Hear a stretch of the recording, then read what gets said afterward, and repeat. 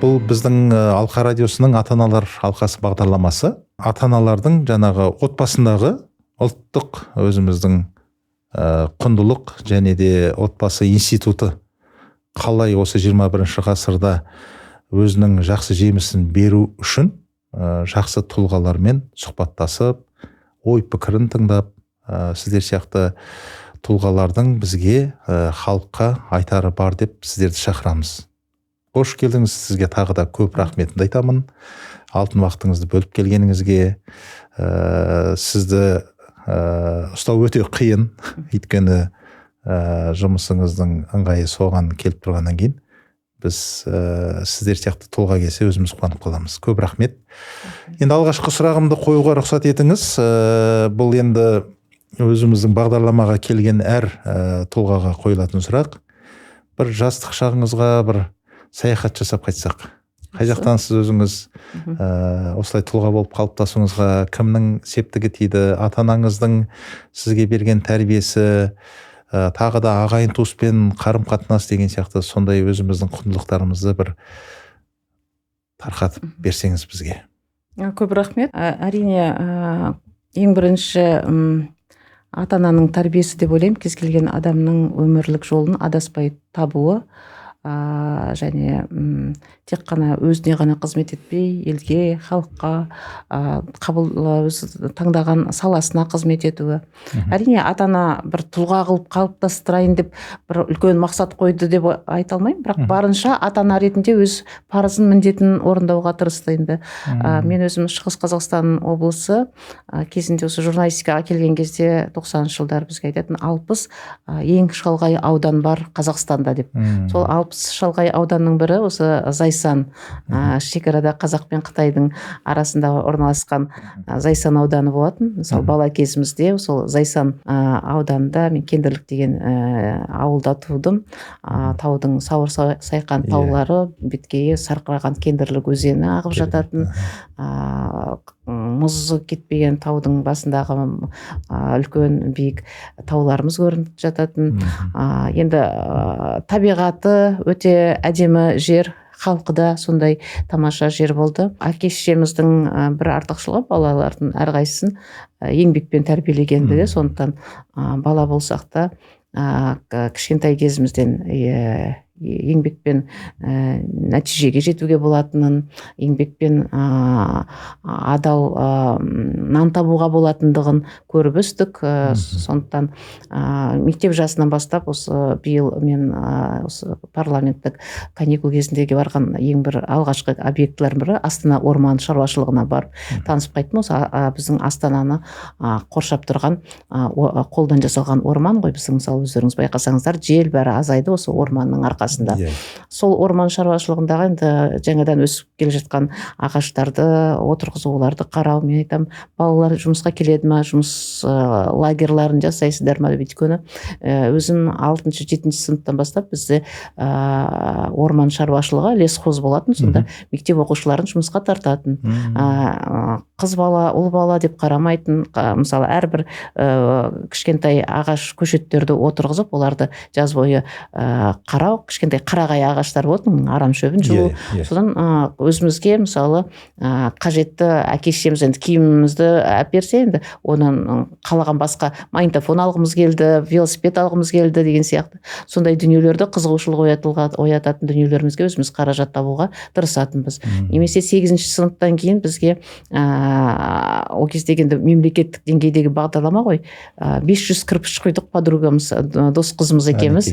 Ауылдың біздің сол үйіміздің ауласында, өйткені бізге неше жастасыз? 14 жастамыз ба, 14 жас. 8-ші сыныптан кейін бізде педучилищеге барғым келді. Енді өйткені 10-ші сыныптан кейін жоғарғы оқу орнына стаж болмаса жұмысқа қабылдамайды деген кез. Енді мен ол жұмыстың қаншалықты ауырлығына қарамай осындай нәзік жан болып, әдемі болып. 500 кірпішті, сонда қазір енді Камила деген құрбым болды. Қазір сол ауылда тұрады.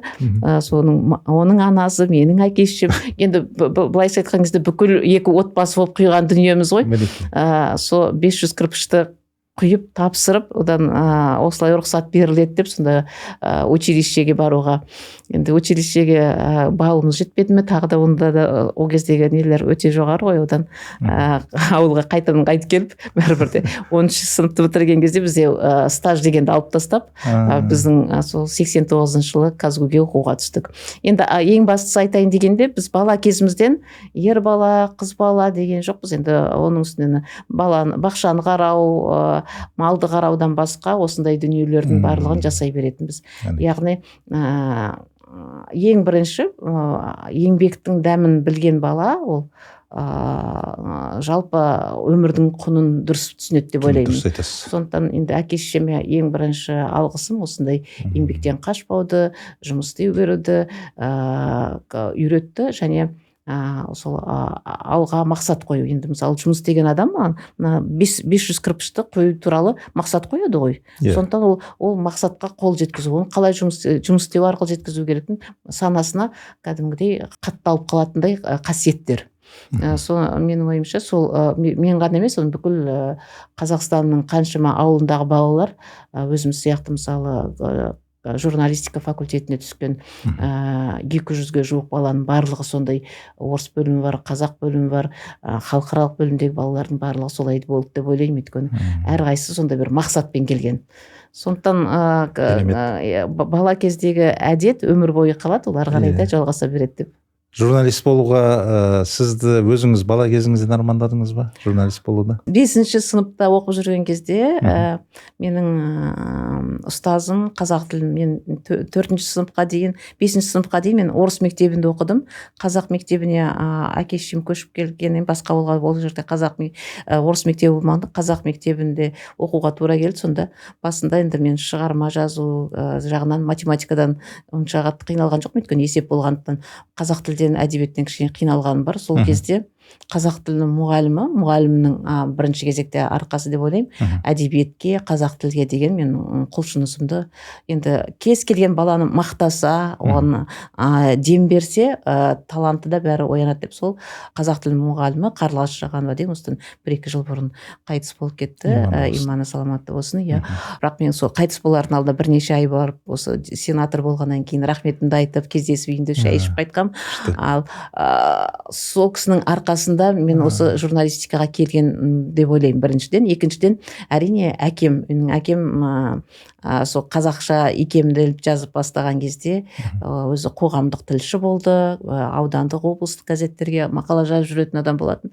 Сол маған да мақалалар жазсаң болады деп, соны жазған менің дүниелерімді шығады деп жолдап, бірге қалай жіберу керек, қалай қатты жазау керек, мақалаға қандай тақырыпты қалай қою керек, жүйесін, жобасын үйретіп, сол 5-ші сыныптан бастап мақала жазуға, енді менің сүйікті кітабым деген сияқты, менің кітапханашым деген сияқты тақырыптағы мақалалар ғой.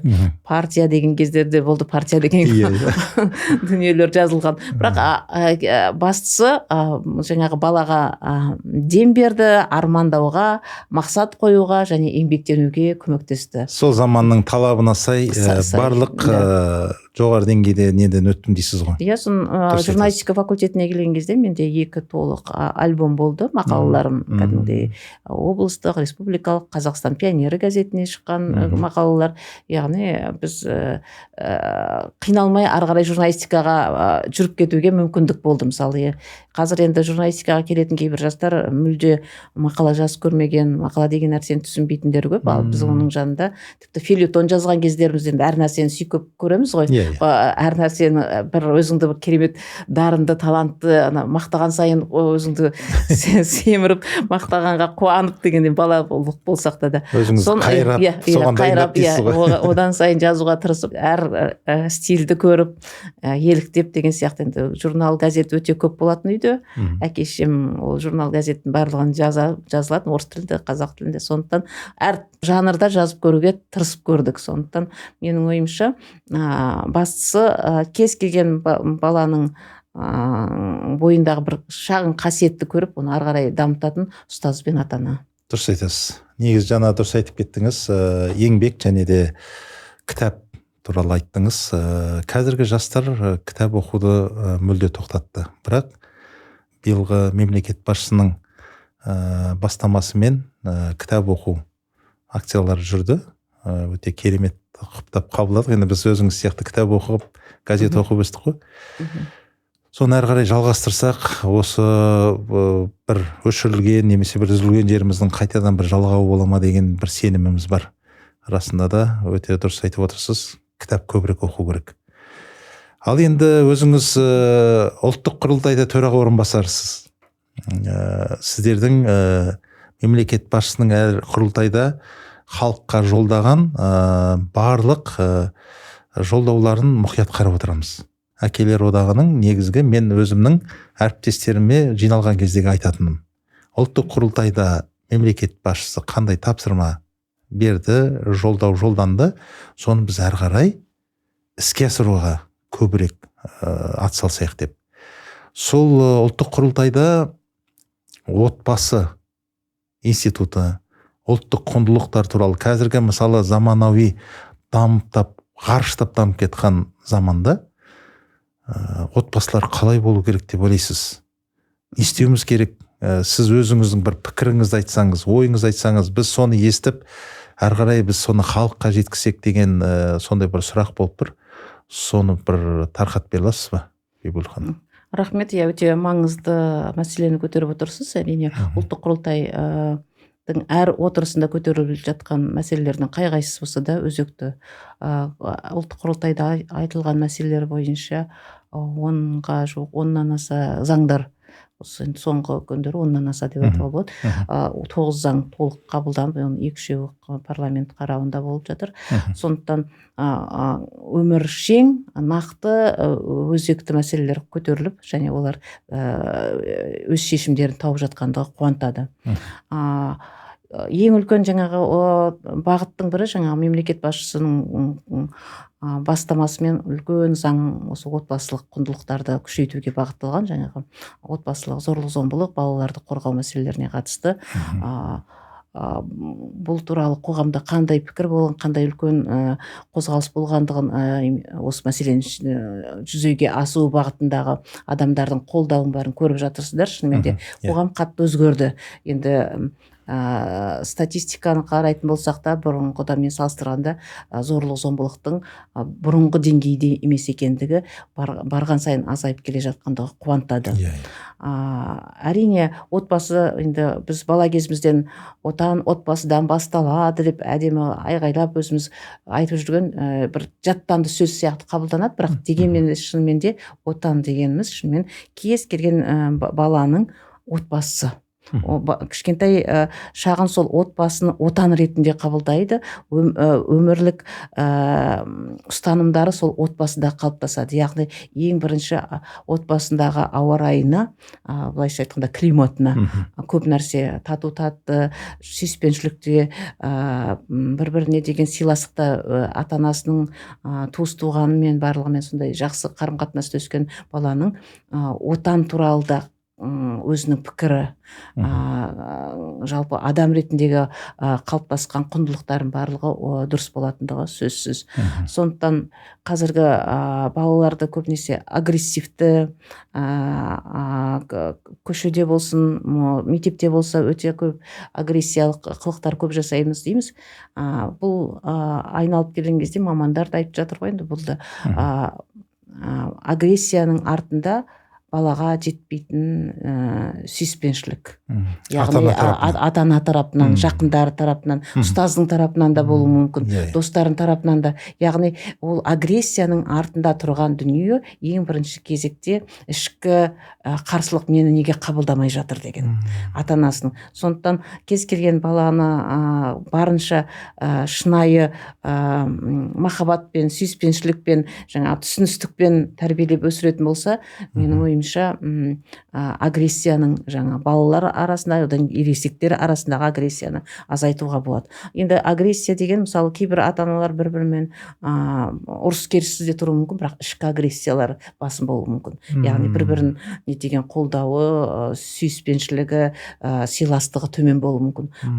Жұдырық алып жүгірмеуі мүмкін, бірақ ішкі сыйластығы болмағандықтан оны да бала сезінеді. Яғни ол ішкі жинап жатқан сол агрессияның өзін ол сыртта шығаруы мүмкін. Сондықтан бұл жерде баланың өзінен бұрын ең бірінші шынымен де ата-анамен көп жұмыс істеуіміз керек, ата-аналарға түсіндіруіміз керек. Яғни мысалы шетелде неліктен психологтарға көп барады. Ол бір енді бізде ондай сапалы психологтар біріншіден жоқ, бірақ та екіншіден ондай бізде әдетте жоқ қой. Яғни бір-біріне айта алмаған әңгімелерін сол жерде ақтарып дұрыс айта алатындай, мысалы бір-біріне ашыла алмағанды.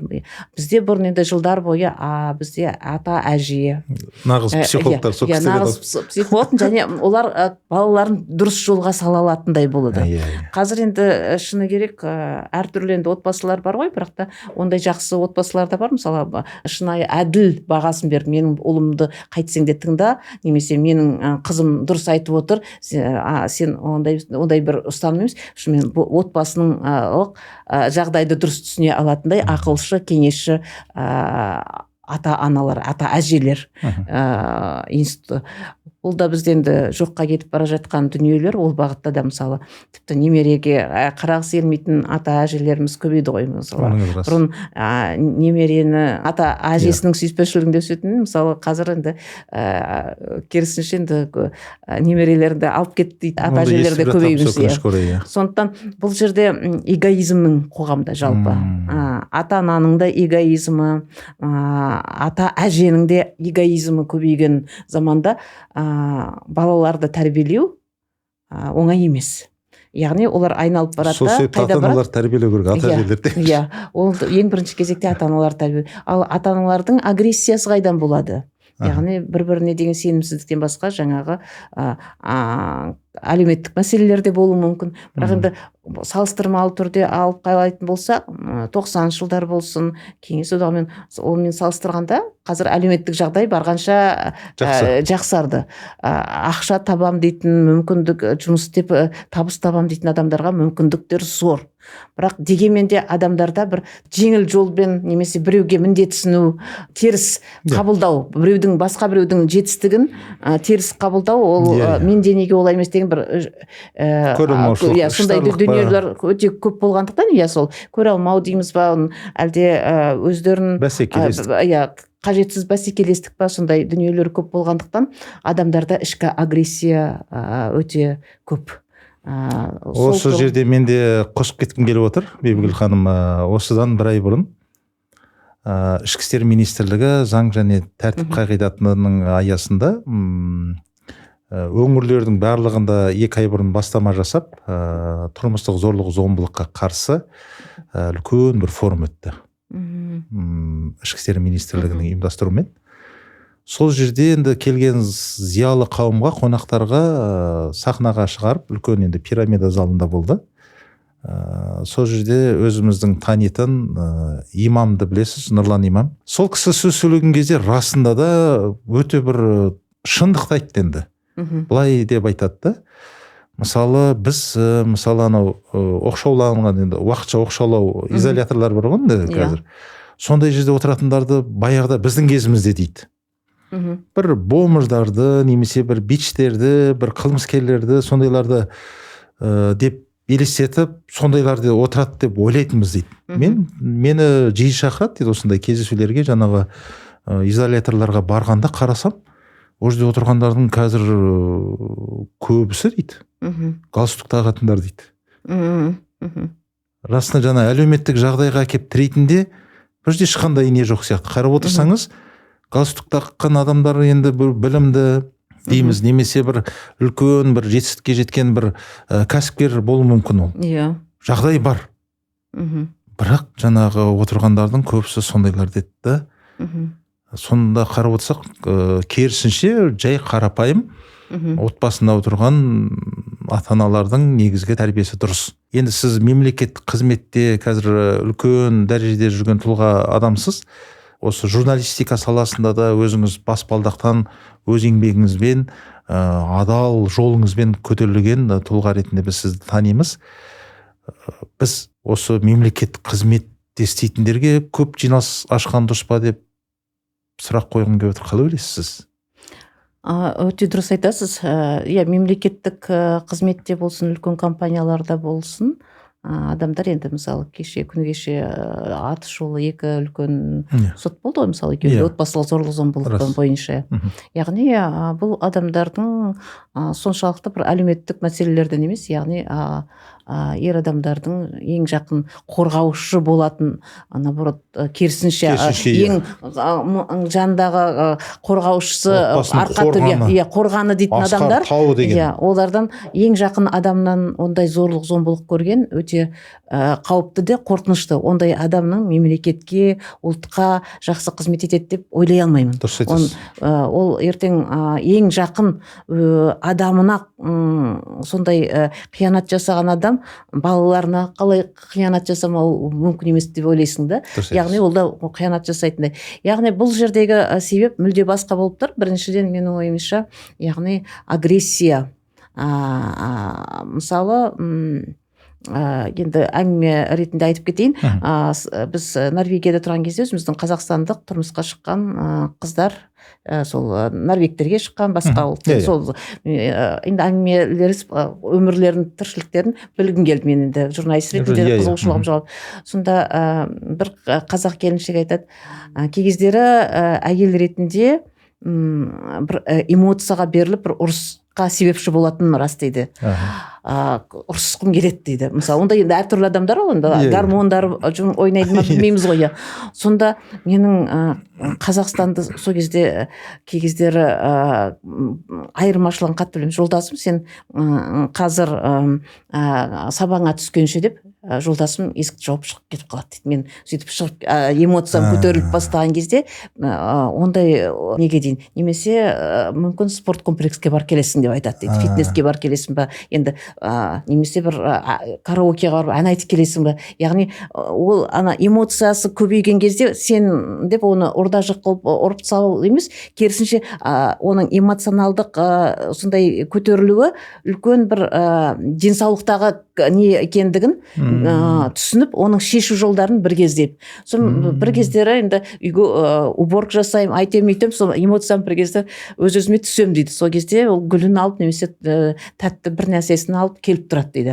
Яғни балаларымыз біздің бір ретте бір-бірімізге айғайласқанымызды, ұрысқанымызды көрген жоқ. Яғни бұл жерде мемлекеттік деңгейде бұл бала кезінен, мысалы, ол ұрысты ұрыспен шешу мүмкін емес екендігін әбден білген, яғни қандарына сіңген.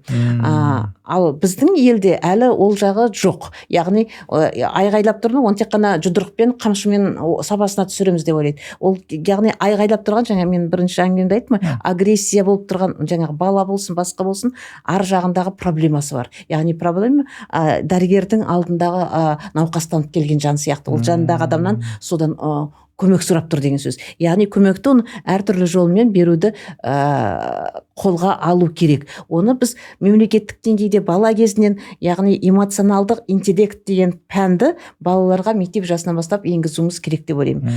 Сол кезде бұл дұрыс шешім болды. Екіншіден, жаңа мемлекеттік қызметкерлер деп айттыңыз. Мемлекеттік қызметкерлер таңертеңнен кешке дейін біріншіден жұмыста болады. Яғни әртүрлі ситуациялар болады. Жұмыста оны көрсете алмайды. алмайды, ол галстук тағып жүр, айғайлай алмайды, ертең жұмыстан кетіп қалып кімге барады айғайлайды, ол барып караокеға барып айғайлап ән айтқысы келмейді, немесе барып спорт комплекске барып жұдырықтасып боксқа барып бүкіл эмоциясын шығарып үйге келіп сол кінәрат іздеп баласына немесе әйелінен алатын. Яғни айналып келген кезде ол да психологиялық тұрғыдан олардың бір дертке сол кездегі бір науқастанып тұрған жан сияқты. Яғни бұл жерде де яғни мемлекеттік қызметкерлерге міндетті түрде спортпен айналысу талабын қою керек. Яғни оларда күндіз күні кешке дейін компьютердің алдында немесе қағаз тасып андай мындай емес, физикалық жұмысты жасау керек. Өйткені ол шығып тұратын эмоция болу керек. Жаңағы Скандинавияның тағы бір мемлекетінде мен Финляндияда болған кезде таң қалдым. Караокеға мысалы бізде бір той томалақ болып достармен топырлап барлығы барып сөйтіп хормен ән айтып жатады. Олар бір адам келіп бір несін сырасын тапсырыс беріп бір кружка сол сырасын ішеді, бір-екі әнді айтады, кетіп мыналар неге қызық екен деп сөйтсем айтады. Бұларда жұмыстан кейін міндетті түрде жаңа караокеға барып айғайлап дауысы бар ма жоқ па, адам эмоциясын шығарып үйіне барған кезде мүлде басқаша эмоциямен барады. Яғни мемлекеттік деңгейде солай қарастырылған. Мемлекеттік деңгейде әдетке айналған. Енді ол міндетте оларға олай жасаңдар деп айтпайды, бірақ бар әдет болып кеткен. Жұмыстың жанында сондай жер бар. Адам эмоциясын басқаша. Егер эмоциясына өзі жауап беретін тұлға болса, бара беруіне болады, не? Егер ондай бір ситуацияда емес, ол жақсы болып барады, көңіл күймен ондай бара беруіне болады. Ал егер сондай бір эмоция үйге, ондай эмоцияны үйге әкелмеу мәселесі. Тура осындай нәрсені енді шын өтірігін білмеймін, Жапонияда ма бір жерде бар дейді осындай. Жұмыста мысалы бастықтан бір зәбір шеккен бір қызметші қарамағындағы. Егер сол бастық ұрысқан болса, бір балағат сөз айтқан болса, ол бір эмоционалды бір неге ұшыраған болса, жаңағы не дешеді, буллинг дейма, жаңағы қыспаққа ұшыраған болса, сол жұмыстан қайтардың алдында енді оны бастыққа ештеңе істей алмайды дейді, оларға бір бөлме жасап қойған дейді. Бастықтың жаңағы суреті мен жаңағы бір төмпештейтін бір бокстағы нені жасап қойған дейді. Бастыққа өзіне істей алмаса да, бірақ анау агрессиясын сол жерде шығарсын деп. Бұл бір. Екінші, егер сол күні оның эмоциясы оғанда толық шығарылмаған болса, енді слаба характер дейді ғой, характері төмен, онда сол жұмыста қонуға рұқсат деген сияқты. Егер де сондай болатын болса, жұмыстан жаңағы үйіне телефон шалынып айтылады екен, бүгін сіздің жолдасыңыз жұмыста қалады. Үйдегі жаңағы ауа райын дұрыс сақтау үшін бұл кісі ауа райын бұлт бұзуы мүмкін бүгін. Сіз уайымдамаңыз, жұмыста қалады, міне деп сондай бір нелер көрсетіледі деген сияқты естимін, сол рас па? Енді мүмкін енді сіз көп жерде болдыңыз ғой, президенттермен сұхбаттастыңыз қаншама. Енді ол мәселені сұрап көрмеппін. Мен енді өзім көрген сол екі мемлекет, Финляндия мен Норвегияныкін айтып отырмын. Ал екіншіден менің айтатын, бізде профосмотр дейміз, яғни кәсібилік арнайы медициналық тексерулер жыл сайын болып тұрады. Бізде ауру бар ма деп қана іздейді. Ал қандай ауруға әкелуі мүмкін деген мәселелерді қарамайды. Яғни адамның бойындағы жаңағы эмоцияға жауап беретін магний сияқты витаминдер толыққанды ма? Енді ол адам өз-өзінен мүмкін қан қысымы жоғарылап жүрген шығар.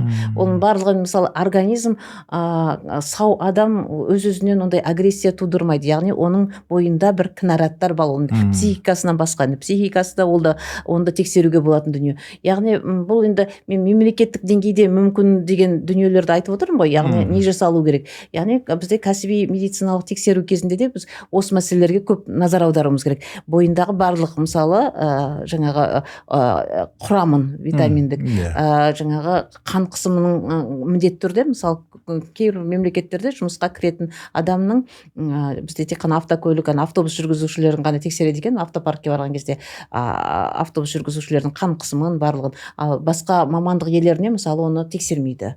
Ол да мысалы менің ойымша міндетті түрде болу керек. Ол аппарат қойып қойса, кез келген адам сол қан қысымында барлығын тексеріп отырады. Яғни біз медициналық себептерді бірден алып тастауға тырысуымыз керек. Енді әлеуметтік экономикалық, одан кейін басқасы кете береді ғой.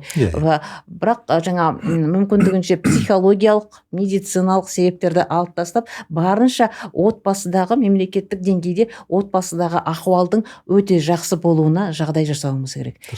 Екіншіден барып, балаларды бала кезден жаңа эмоционалдық интеллектпен дайындау керек. Эмоцияны қалай шығару керек, эмоцияны агрессияға айналдырып жібермеудің жолдары қандай екендігін бала санасына сіңіріп дайын болу керек деп ойлаймын. Толығымен келсем, дұрыс айтасыз, Бибігүл ханым. Енді былай қарап отырсаңыз, көбінесе біз енді пенде болғаннан кейін, енді адамбыз ғой бәріміз.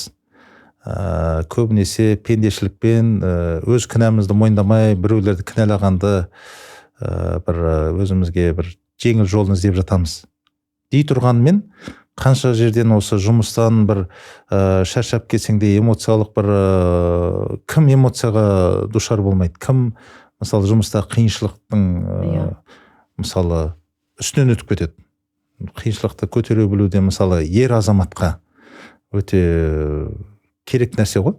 Сол себепті мен ойлаймын, саналы түрде әке болу, саналы түрде жаңағы отбасының қорғаны болу, тірегі болу, бұл ер азаматтарға негізгі тән қасиет деп қабылдаймын. Бұл жерде енді аналарға да өзіміздің де айтатынымыз бар. Енді сіз мемлекеттік қызметтесіз ғой қазір. Ана ретінде өзіңіздің бала тәрбиесіне уақытыңызды қалай жеткізіп жатырсыз? Бала тәрбиесінде әттең-ай осы жерде мен осыны бере алмай жатырмын, бірақ бұны бере алмасам да осындай бір орта бар деген сияқты бір мектеп па, немесе бір жақсы бір қоғамдық ұйым ба, солар бір әйтеуір біздің бере алмай жатқанымызды әйтеуір солар береді деген сияқты бір өзіңіздің ойыңыз бар ма негізі? Қалай ойлайсыз? Жұмысыңыз жалпы таңертең кетесіз, шектеулі емес шығар жұмысыңыз, мысалы таңертең кетіп кешке үйге қайтатындай мүмкіндік бар ма? Енді жұмыстың ретіне байланысты кей кездері шынымен де үлкен сапарларыңыз бар. Сапарлар болады, үлкен бір жиналыстар болады, кеш қаласын. Әрине қызметтегі ата-аналарға балаға өз деңгейінде уақыт бөлуі өте қиын. Кей кездері шынымен де мен баламның уақытын ұрлап жатқандай әсерде боламын. Өз-өзімді жейтін кездерде болады, мен жанында болмадым осы кезде мысалы мектепте бір шаралар болады, онысына қатыса алмай қалам. Мысалы биыл соңғы қоңырауында грамота алып жатты. Біздің соңғы заңдарымыз, жұмыс топтары өте маңызды, ол жиналыста болу керек. Ренжитін кездері болады. Әрине өте қиын түсіндіруге, ауызша түсіндіруге, одан кейін бар басқа шарасына қатысып түсіндіруге тырысасыз. Дегенмен де енді мысалы біз қызмет істейтін қыздардың, қыз-келіншектер шынымен балалардың уақытын ұрлайды. Мен өзім үлкен ұлыммен 3 айда, кішкентай ұлыммен 6 айында жұмысқа қызметке шығып кетіп, кей кездері сол балабақшаға ертерек берген кездер, бала күтушіге тастаған кездеріміз өте көп болды.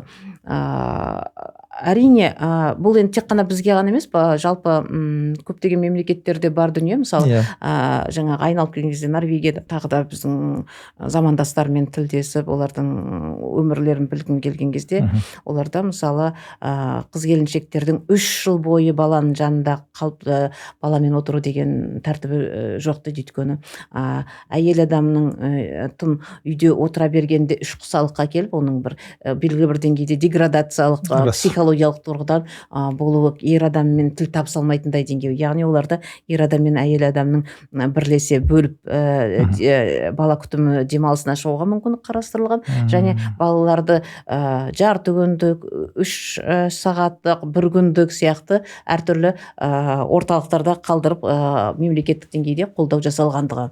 Енді қазір мысалы балалар, мектеп жасындағы балалардың өзіне, мысалы балалардың әділ де бізде демалысын дұрыс ол жолға қоя алмай отырмыз. мысалы мен баламды еңбек лагерьлерін болғанын қалаймын. Енді ол бір қинап қара жұмысқа салу емес, бірақ баланың жұмыс істеп бақылаумен дұрыс болатындай, балалардың бір танымдық лагерьлары жоқ екендігі, жаңа ұлт салт дәстүрлерімізді жасайтындай лагерь болса деп ойлаймыз. Мысалы демалысын пайдалы да дұрыс өткізетіндей, мүмкіндігінше ата-ана ретінде мысалы әр облыстарды аралатып тарихи танымдық жерлерде болуға атсалсам, осы парламенттік каникул кезінде мысалы біз сол шығысты аралап келдік, батыста болдық, мысалы Түркістанды болды, балалармен бірге аралап, олардың енді санасында қалсын, енді бәрін 100% жаттап алмаса да санасында қалатындай ұстап көретіндей болсын. Бір рет көрсе 100 рет айтқаннан гөрі бір рет көрсетсеңіз қалады. Сосын мысалы Маңғыстауда болды, әр елдің, Алматы облысында мысалы барлығын әр каникулда соны бір жоспарлап көрсетуге тырысамыз. Бірақ дегенмен де ол өзінің замандастарымен сондай бір дүниелерді балатындай, мысалы біздің Кеңес одағының тағдырында айта берді деп айтпасын, бірақ дегенмен де Кеңес одағының өзінде балалардың сондай арнайы ұйымдастырылатын мемлекеттік деңгейде жақсы танымдық сапарлар болатын. Оған 1 ай, 2 ай бұрын мектеп арқылы бір жүйелі түрде дайындық жүргізілетін, алып баратын адамына да сенімділік болатын. Қазір енді бізде бұл тек қана коммерция болып кеткені өте өкінішті деп ойлаймын. Сондықтан бұл бағытта әлі атқарылатын жұмыстар өте көп. Ата-ана ғана 100% тәрбиелеу керек деген қазіргі ұстаным мүмкін емес. Ата-ананың баланы ол үйде отырғызып былай деп айтқанмен, ол ортаға шыққанда ол мүлде басқа алуы мүмкін. Сондықтан бұл жерде мектептің де рөлі үлкен. Жалпы жергілікті әкімдіктер болсын, биліктің жауапкершілігі өте жоғары болу керек. Яғни қанша бала бар, оның қаншасы қандай жоспарлы түрде демалыс болады, оны қандай еңбек жұмысын араластыра аламыз, барлығы сол жүйелі түрде жұмыс жасалу керек. Жұмыла көтерген жүк жеңіл дегенде барлығы бірдей, бір мақсат та мүддеде бір болу керек деп ойлаймын. Ананың көршінің баласы екен, ол менің балам екен, немесе менің балаларым шетелге барады деген дүние болмау керек. Яғни біз өзіміздің баламызды емес, жалпы қоғамның балаларын тәрбиелеуге бірлесе атсалысуымыз керек деп ойлаймын. Толығымен қосылады. Және біздің баланың тәрбиесі білім министрлігі, оқу ағарту министрлігіне ғана тәуелді сияқты. Немесе жергілікті биліктің мүлде қатысы жоқ сияқты, еңбек министрлігінің қатысы жоқ сияқты. Біздегі ең үлкен проблема айналып келген кезде ведомство аралықтан жергілікті билікпен байланыстың мүлде жоқтығы. Әркім өз есебін өзіне жасайды, әркім өзінің бюджетін өзі игереді, және ол қалай игеріліп жатқан енді сұрақ өте көп. Шыны керек, біздің бюджетте ақша жоқ емес. Былай енді қарап отырған кезде, бірақ сол бар ақшаны орынды тиімді пайдалану жағынан әлі сұрақ өте көп. Яғни бұл осы бүгін ғана бір ақпарат айтылды. Мысалы, мүмкіндігі шектеулі балаларға арналған Астанадағы ипподромдағы мысалы атты күтуші мамандардың 70-80 мың ең төменгі айлық қой, сондай деңгейдегі жалақы деп. Яғни айналып келген кезде ол ондай жұмысты қазір енді мал қой, енді былай қарағанда жылқыны қарауда оңай жұмыс емес. Жауапкершілік жаңағы мүмкіндігі шектеулі балалармен жұмыс істеудің өзі де үлкен жауапкершілік. Яғни бізде еңбектің бағалануы қоғамда әлі дұрыс деп айта алмаймын. Пол жуатын, мектептің пол жуатын мұғалімнің жалақысы мен ұстаздың, жаңағы 1 сағатты беріп кететін ұстаздың жалақысының жер мен көктей болуы, яғни енді сұрақ өте көп. Мысалы, качегар, ауылда мектепті отын жағатын качегардың жалақысы мен завучтың жалақысы да жер мен көктей болуы да. Менің ойымша, бұл барлығын соны реттейтін, әлі мемлекеттік деңгейде реттейтін дүниелер көп. Қазір сол мәселелерді көп көтеріп жүрсіз, былай жалпы оң динамика бар сияқты көреміз біз. Сіз енді расында да өңірлерді аралайсыз, енді Астана қаласынан сайланған, бас қаладан сайланған сенаторсыз ғой сіз. Енді жалпы Астанадағы жұмыстардың орындалуы, оның қалай дұрыс орындалуы керек екендігі туралы көп мағлұматтарыңыз бар шығар, жалпы кездескен кезде. өзіңіздің ойыңыз қалай? Енді бұл үлкен мегаполиске айналып келе жатыр ғой, мемлекеттің үлкен 3 мегаполис болса елімізде. Астана өте динамикалық тұрғыдан қарқынды дамып келе жатыр. Енді мен барлық депутаттық сауалдарымды енді ауыз су мәселесін осыдан 3-4 жыл көтеріп, оны қазір реттеліп, ақырын миграция мәселесін көтеріп, енді қазір оның барлығы заңнамалық түрден шешімін тауып келе жатыр. Әрине, мәселелер өте көп, халықтың барлығы Астанаға ұмтылатыны сөзсіз. Ұмтылған халықтың барлығы жақсы жағдайда комфортты түрде өмір сүруге тырысады. Сондықтан оларға жағдай жасау әрине жергілікті билікке де, мемлекеттік деңгейдегі үлкен ведомстволардың арасындағы байланыс арқылы шешетін мәселелер көп. Сондықтан әр кездесуде, әр ұйымда, әр ұжымда айтылатын мәселелер өте көп. Олардың барлығын заңнамалық тұрғыдан қалай шешілетіндігін бірге қарастырып жатырмыз. Мысалы, Астана қаласында біз өз жазда мен депутаттық кездесулеріміз арасында әріптестерімізбен біз полиция қызметкерлерімен кездесу өткіздік. Яғни 60-шы жылдары салынған ғимаратта отырған өте көліктерінің әлі жаңартылмағандығында мегаполис өте көтеріліп келе жатыр. Бірақ бір полицейский, учаскелік полицейскийге 3000-нан аса адамның қарау міндеттелгендігі, мысалы, ол енді өте үлкен көрсеткіш. Мысалы, басқа тіпті Ресейдің өзінде 1800-2000 адам болса, біздің тіпті Ресеймен салыстыруға келмейтін, Еуропада 1000-нан аспайды. Яғни бұл бағытта әлі атқарылатын жұмыстар өте көп. Мысалы, қоғамның тәртіпті болуын бірінші кезекте қамтамасыз ететін полицейский сақшыларымыз болатын болса, олардың материалдық техникалық базаларын мықты ету, олардың вытрезвители, басқа дейміз, оның барлығын әрбір ауданда дұрыс болуы, дұрыс жабдықталуы. Енді сұрақтар өте көп, көлік мәселесі сияқты. Сондықтан өте өткір өзекті мәселелерді депутаттық сауал түрінде, нақты ұсыныстармен, арнайы бір комиссиялар құрып, дөңгелек стол түрінде шешуге тырысамыз. Оң өзгерістер бар бастысы. Бұрын құдай қазанның бетін жауып қоя салмай, немесе айналып қашып кететіндей жағдай емес. Қазір әріптестеріміздің қай-қайсысы болса да үкіметтен де кез келген сұраққа нақты жауап беру, оны тыңдау, шешуге тырысу деген бір талпыныстар жақсы бар. Сондықтан менің ойымша қоғамда оған белсенді араласып, азаматтық қоғамның белсенділігі аса жоғары болу керек. Енді ол туралы бөлек әңгіме айтуға болады. Көп рахмет, Бибігүл Нұрғалиқызы. Сіздің үнемі әлеуметтік желіде еңбектеріңізді қарап бақылап отырамын. Өте тәнтімін, нәзік жанды қыз болсаңыз да, бірақ ер азаматтың да жұмысын бірге атқарып жүрген сондай бір жауапкершілігіңіз бар.